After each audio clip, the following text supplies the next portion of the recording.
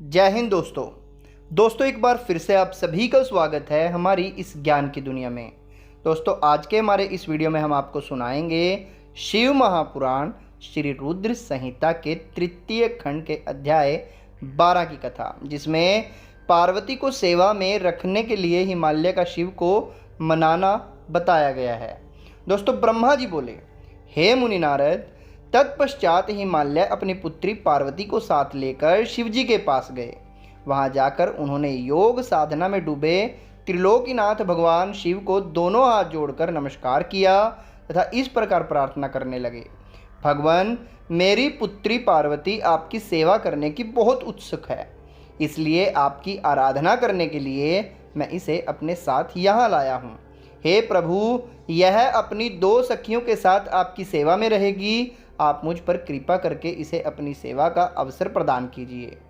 तब भगवान शिव ने उस परम सुंदरी हिमालय कन्या पार्वती को देखकर अपनी आंखें बंद कर ली और पुनः पर ब्रह्म के स्वरूप का ध्यान करने में निमग्न हो गए।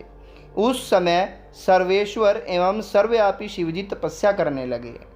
यह देखकर हिमालय इस सोच में डूब गए कि भगवान शंकर उनकी तपस्या स्वीकार करेंगे या नहीं। तब एक बार पुनः हिमालय ने दोनों हाथ जोड़कर शिवजी के चरणों में प्रणाम किया और बोले, हे देवादिदेव महादेव, हे भोलेनाथ शिव शंकर, मैं दोनों हाथ जोड़े आपकी शरण में आया हूँ। कृपया आंखें खोलकर मेरी ओर देखिए भगवान, आप सभी विपत्तियों को दूर करते हैं। हे भक्त वत्सल, मैं रोज अपनी पुत्री के साथ आपके दर्शन के लिए यहाँ आऊँगा, कृपया मुझे आज्ञा प्रदान कीजिए। हिमालय के वचनों को सुनकर त्रिलोकीनाथ भगवान शिव ने अपने नेत्र खोल दिए और बोले, हे गिरिराज हिमालय, आप अपनी कन्या को घर पर ही छोड़कर मेरे दर्शन को आ सकते हैं, नहीं तो आपको मेरा भी दर्शन नहीं होगा। महेश्वर की ऐसी बात सुनकर हिमालय ने अपना मस्तक झुका दिया और शिवजी से बोले, हे प्रभु, हे महादेव जी, कृपया यह बताइए कि मैं अपनी पुत्री के साथ आपके दर्शनों के लिए क्यों नहीं आ सकता? क्या मेरी पुत्री आपकी सेवा के योग्य नहीं है? फिर इसे न लेकर आने का कारण मुझे समझ में नहीं आता। हिमालय की बात सुनकर शिवजी हंसने लगे और बोले, हे गिरिराज, आपकी पुत्री सुंदर, चंद्रमुखी और अनेक शुभ लक्षणों से संपन्न है, इसलिए आपको इससे मेरे पास नहीं लाना चाहिए, क्योंकि विद्वानों ने नारी को माया रूपिणी कहा है। युवतियाँ ही तपस्वियों की तपस्या में विघ्न डालती हैं। मैं योगी हूँ, सदैव तपस्या में लीन रहता हूँ और माया मोह से दूर रहता हूँ, इसलिए मुझे स्त्री से दूर ही रहना चाहिए।